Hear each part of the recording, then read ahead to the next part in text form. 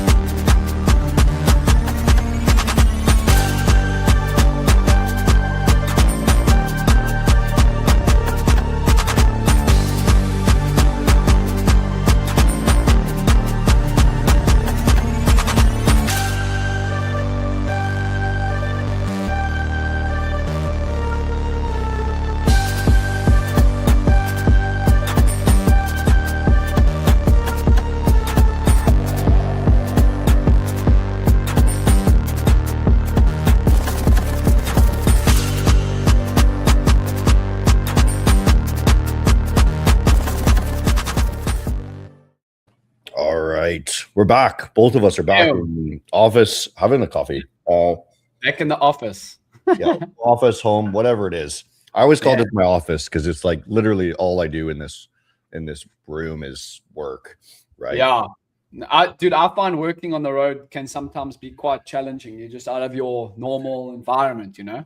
It's a bit tricky. Yeah. Different environment, different things going on. You're always busy moving from car to car. And a lot of mental energy being spent as well, seeing different people and everything like that. Yeah.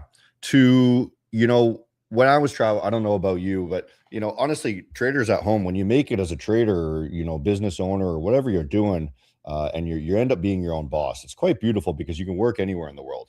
You can work from your laptop. But what you end up finding is, I don't know about you, James, is like you do it for a bit, and then like ultimately, like I don't really want to do that anymore because it's so draining, right? Yeah. I actually enjoy, as I said, like I didn't really trade when I was in the States. I think I traded like 4 or 5 days. I was at the seminar with the guys in Tampa, so I traded live that day.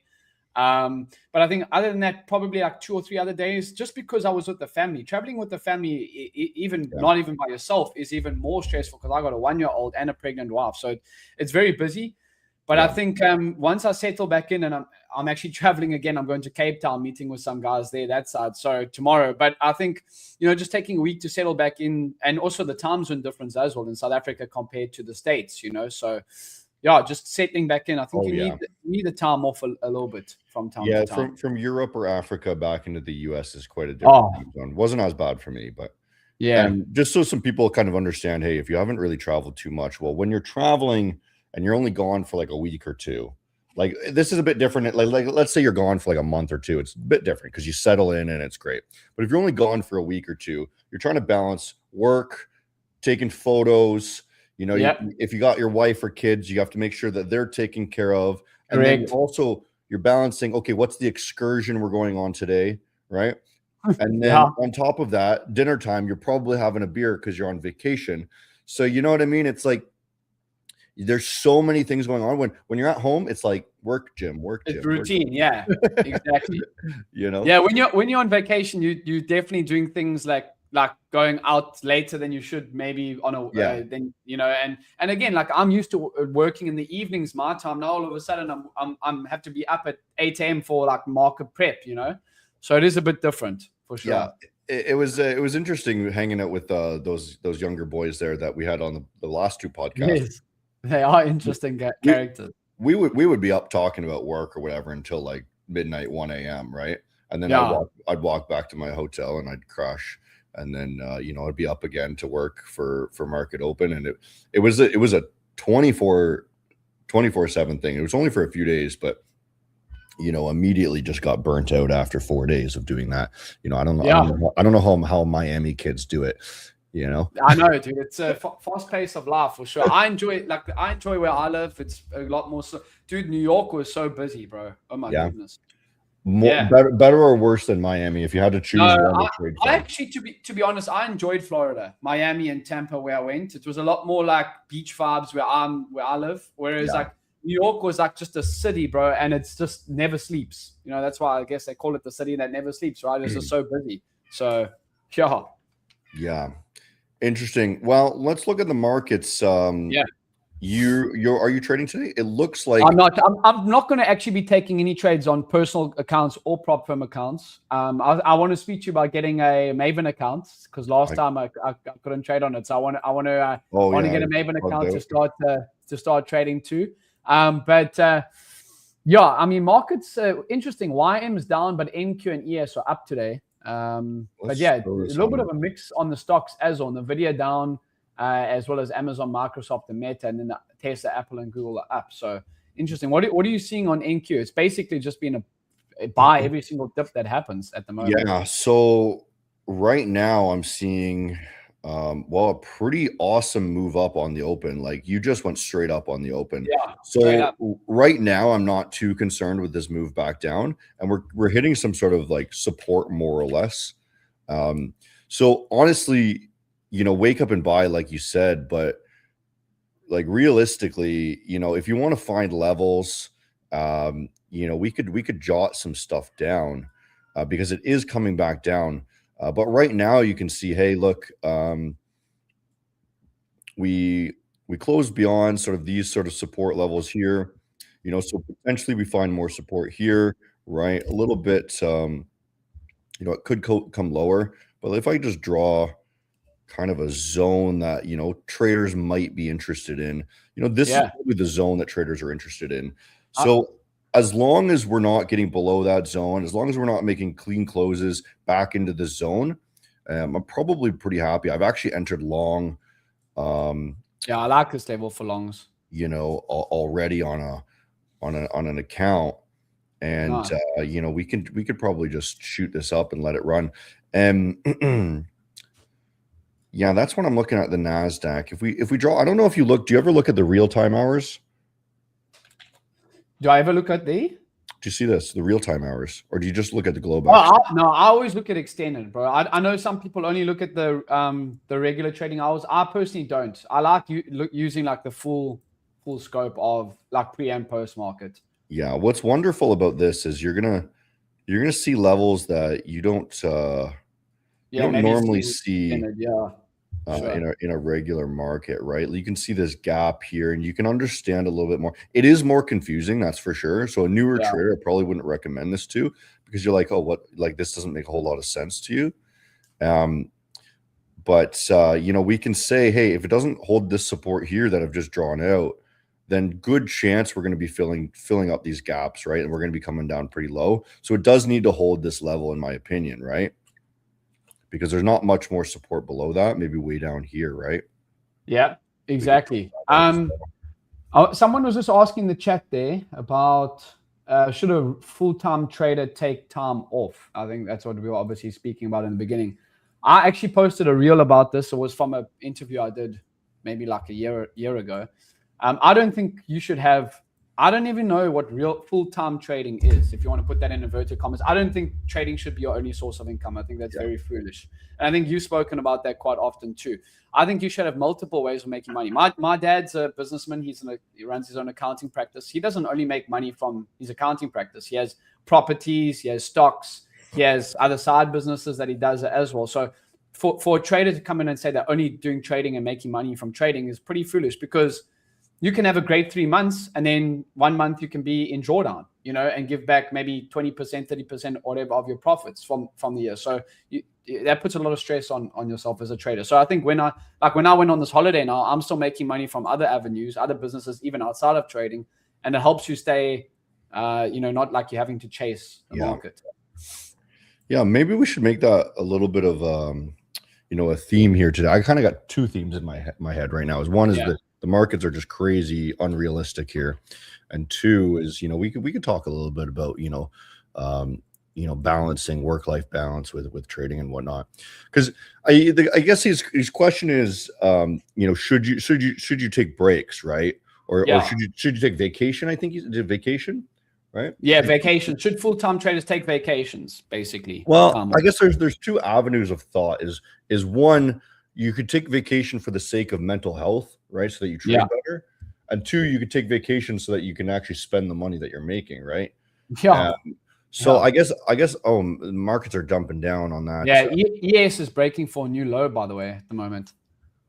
Yeah, maybe we jump back on the chart there in a moment. But for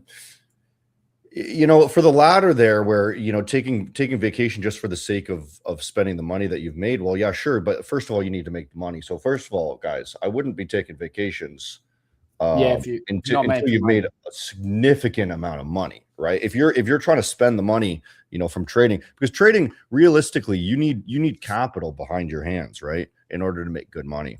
So if you're spending the money you've made within the first 5 years or so, maybe, James, say that again. If you're spending the money that you've made within the first 5 years of you being into trading, you know what I mean? Yeah.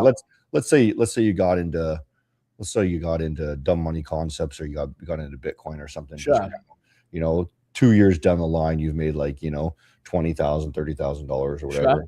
Sure. You start spending that money. Do you think? I think that might be kind of ludicrous thing to do.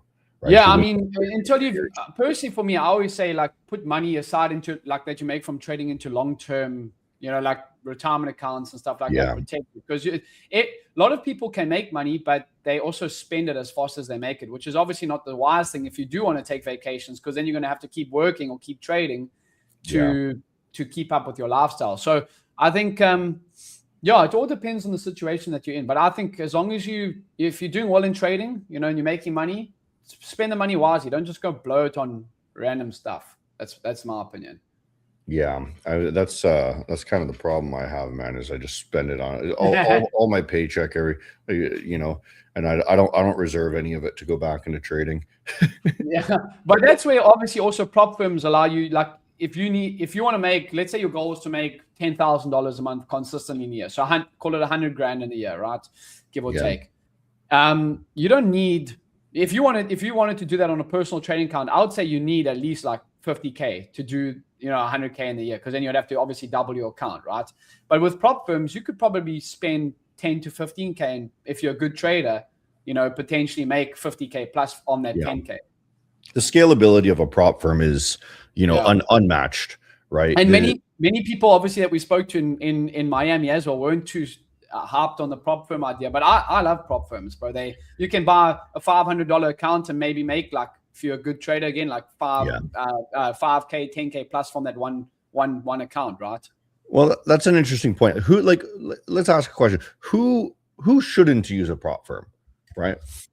Who should, I'm going to ask just that's a good question, actually. Who should not use a prop firm, right? Okay. Because some people don't like them. Sure. Who should not use a prop firm? Probably people that have a ton of money in their that can trade in their personal trading account. Yeah. They probably don't need to use a prop firm and go with all the rules and drawdown limits and stuff like that. I mean, I would still say even those people would benefit from prop firms because they can spend like 5, 10K in 6 months, whatever is on prop firm accounts, and probably still make money. But I guess who should not use a prop firm? People that maybe trade more aggressively and don't want to deal with the drawdown rules and stuff like that. Yeah, it's a good question, actually. Yeah, I think that's a good one. Is somebody with a shitload of money that doesn't really matter if they get this extra funding. They don't want to deal with the rules. Another one might be, somebody who's excessively hedging in order to make profit, right? Because I think that's something that's kind of too difficult to run on prop firms. Prop firms don't like that. You're gonna get banned or whatever. But if you're more of a hedge fund sort of style trader, where you're just placing bets everywhere, right? Yeah. That might not be your style either, because I think there's a lot of restrictions. But again, that kind of comes down to the rule restrictions, right? Exactly. Yeah. With prop firm, whereas if you're trading a personal account, you're probably not used to like daily loss limits or max loss limits in terms of like 10% drawdown, stuff like that. Yeah. So who should use a prop firm then? Let's jump it back. I would say, if you got less than 100K in a personal trading account, you're more than going to benefit from using a prop firm. 100%. So swing traders, day traders, gamblers. Yep. If you want to just I would say if you want to gamble. Yeah, if you want to spin it up. If you want to just have a lot of fun, right? I think prop firm trade, like way more than just like going to the casino. I would rather, if I want to go to the casino or something, I'd much rather just buy a prop account and just go nuts with it. Dude, 100%. We went to the casino in America and I was like, geez, I'd rather take this $500 and buy like 2 or 3 accounts and just try and spin it up. Exactly. You got a little, even if you're just going just balls to the wall, I think it's max loss on every single day. Like, you're risking that amount. I agree. I mean, people are gonna hate to love prop firms. Personally, for me, if you can spend, if your spend in the year is like 5 to 10K and you can make 50K plus on that, you've done well. Yeah. Funny thing is, actually in Puerto Rico, we went down to there's a casino in the hotel, so I brought my laptop down to the casino and I started trading. I got kicked out within gambling. 5 minutes. Double gambling. I got kicked out within 5 minutes. I sat down, opened up the laptop, pulled out the chart, Maven this, went to go to take a trade, and he's like, you can't do that here. I was like, what? He's like, no, you gotta play our machines. That's crazy. That's double gambling. Yeah, right away. Should I pull up the chart again? Let's see. So see what I'm concerned of something here, because I'm gonna just point something out to you. Sure. Look at the NQ this past 2 months. Okay. This is really important for anyone watching at home. Really, really important. Look at this. 16, 17%. Okay. Last month. That a weekly, Okay. Yeah. This month is not done yet. This month is not done yet, but we're also up 9%. Okay. Now, if I go back and I just go NQ, I think, hopefully I can just go back all the way here. I'm a little bit worried, I'll be honest. Do you remember the good old days of 2000, before I had any idea what was going on in the trading world, and I just played Diablo 2 with my brother? You know what I mean? Look at that. That's 9% in 1 month. Okay. Do you see again? Look, 11% in 1 month, right? Last month we made 17% in a month. This month we're making 9-10% in a month. What happened leading up to the .com crash was, in the last few months we were going up 10% per month. We're doing more than that now, right? 10% in a month is a year's worth of returns nearly on the NASDAQ in a month, right? In the past 2 months alone, the NASDAQ has made, let's do this, almost 3 years of profit, maybe 2.5 years of profit in 2 months, right? That's very scary. In my mind, that is very scary. Okay. Now the question is, What are you saying? Do you think there could be a pullback? oh, I've been expecting a potential complete global recession. Yeah. Interesting. Just because, okay, so the question is, is it sustainable? That's the actual question, right? So if we're looking at the valuation of how much money the stock market makes, or how much money these tech stocks make, as long as it goes up with it, there's not a problem, right? As long as these tech companies, Nvidia,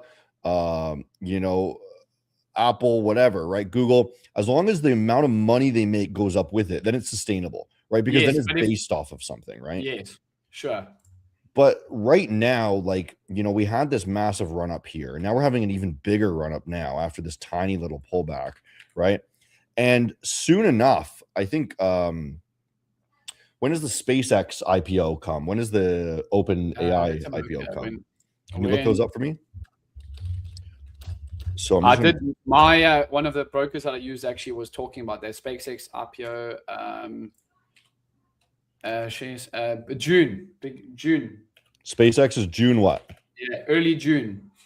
Early June. That's now. June 11th. First projected date of initial share sale, June 11th, and then projected first earnings call as a public company, September. Okay.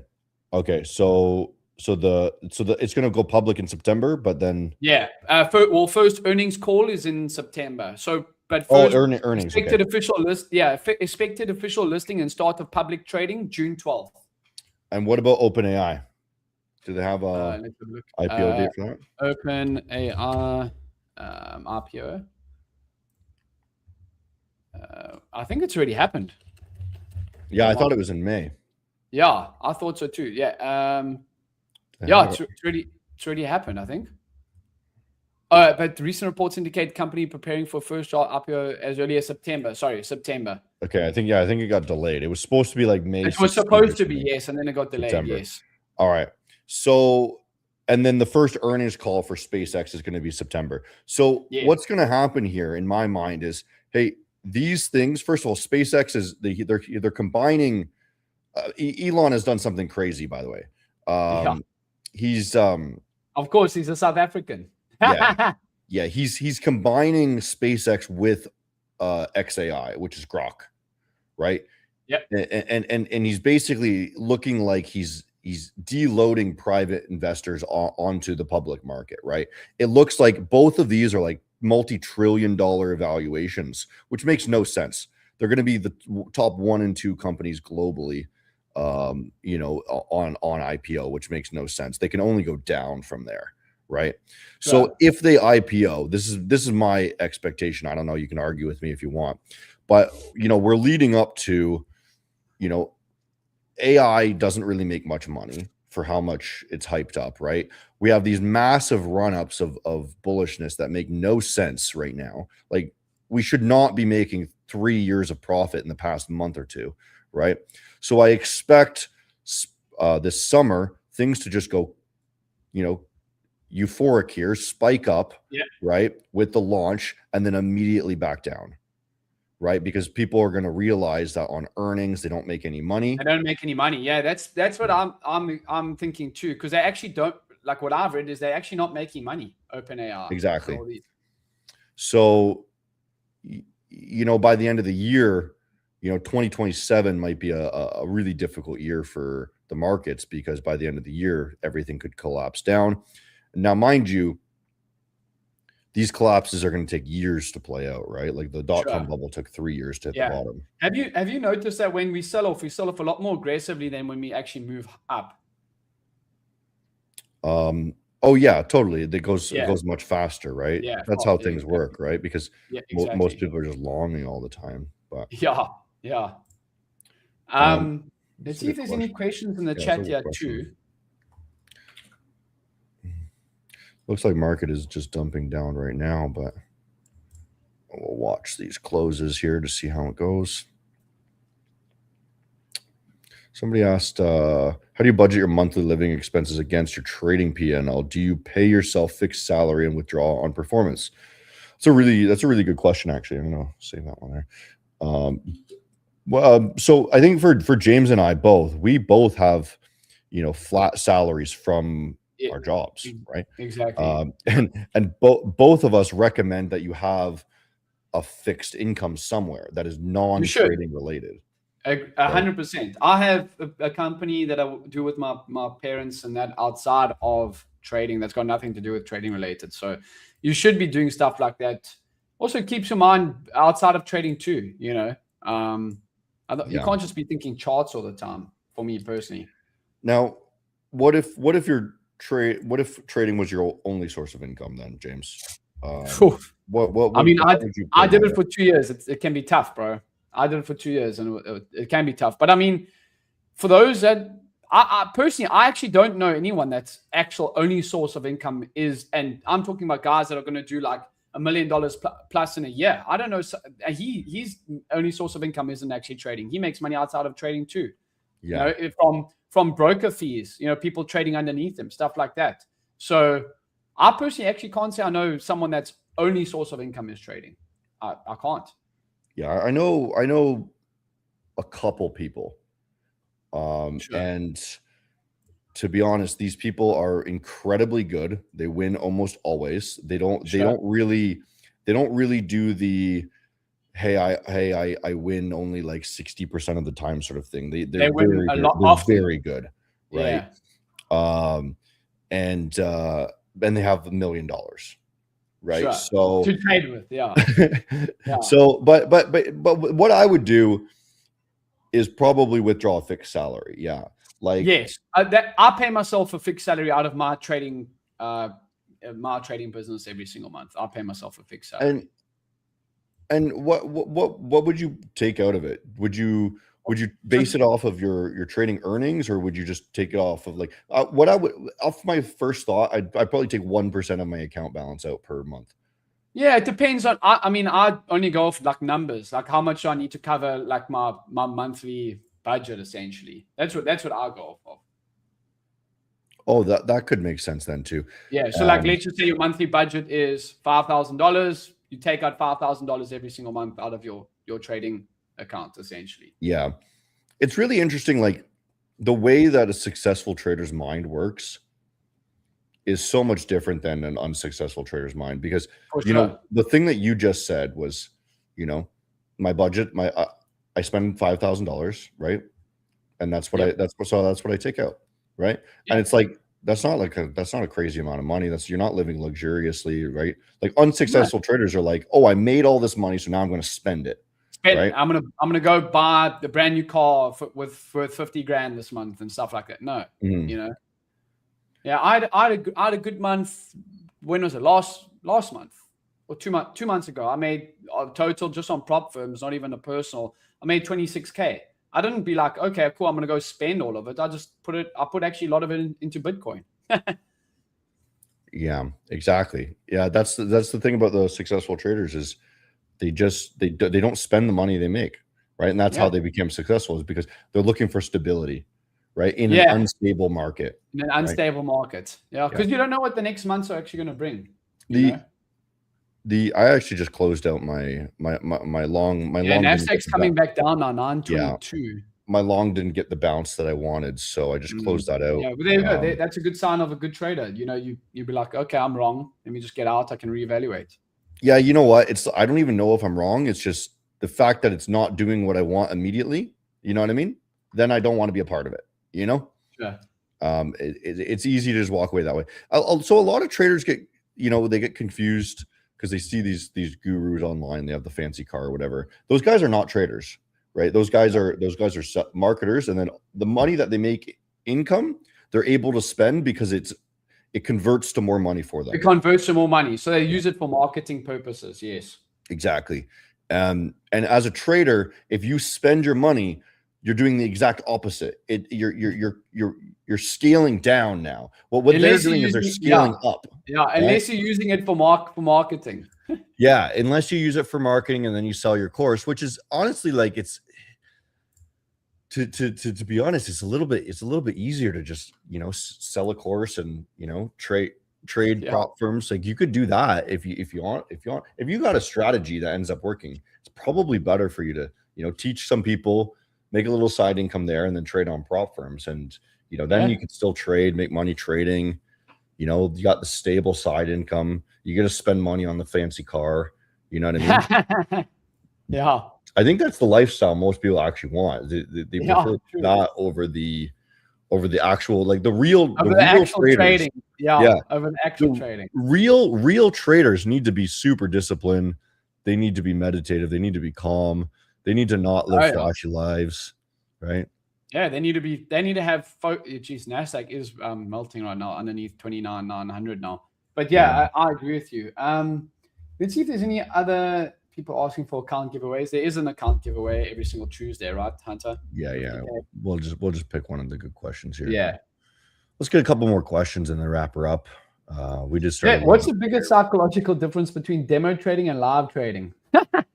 Well, demo trading, you don't have any emotions behind it. So you're going to hold your trades longer. You might trade bigger size. Live trading and demo trading is obviously completely different. I don't think you should be doing demo trading at all, unless you're obviously a brand new trader.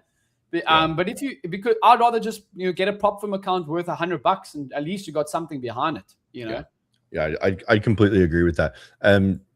If you've ever played poker, and I imagine everyone's played poker, and they've gotten poker with, you know, real money, and then they've got poker with, you know, with fake money, pretzels or something, right?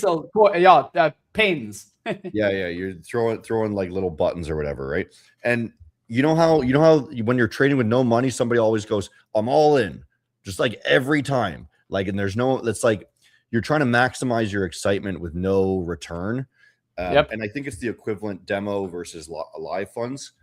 It's the exact same thing as going all in when it doesn't matter. Right? Yeah, when you don't have any money. Exactly. Right. It's just you just click the big button so you can see the big number and it's exciting, and then it's nothing realistic about it. Right? Yep. Exactly. Somebody asked James, during an aggressive bull market like this, how do you distinguish between a healthy short-term pullback versus an actual start of a major trend reversal? You got a good answer for that? So how do you distinguish a bull market from a trend reversal, basically? Yeah, so a healthy pullback versus like a trend reversal. Yeah, I like to use the 200 EMA on high time frames personally. You know, like even if you're looking at it like on an hourly chart or whatever it is, that's what I like to use. Yeah, you use the EMA. Yeah, if you start trading underneath it, you know. Sorry. I use the higher time frame candle closes. Right? Yeah, if it closes back within the other direction, as long as you're getting bounces and wicks, still groovy to go. You know what I mean? Yeah. But higher time frames are usually the better way to check out the real trend reversals and whatnot. But you know, that's what I use personally. Yeah, exactly. Actually, okay. But everyone's got different. There's no right way to do it. You know. Yeah. All right. Should we? I think we'll wrap it up here. The winner of the 50K. Yeah, I think it's been good. It's been good to be back on with you, Hunter. We live every single Tuesday. So yeah. Okay. Thanks for watching, guys. The winner of the 50K Maven account is going to be posted in the Discord. If you didn't win today, you can buy. Maven just launched a new pay later challenge. It's a $5 account where you can do the challenge beforehand, and then once you're ready to get funded, pay a little bit more. Now, boom, you're funded. It's a new incentive for Maven. You can check out on Maven's Discord, discord.gg/Maven, one of the slashes. Yeah. But there's a separate page there for it. So you can't go to the Maven website. It's only on the Discord right now. So you have to go to the Discord. I'm going to announce the winner of the 50K account as well. Thanks so much, James. Thanks for watching, guys. Ciao.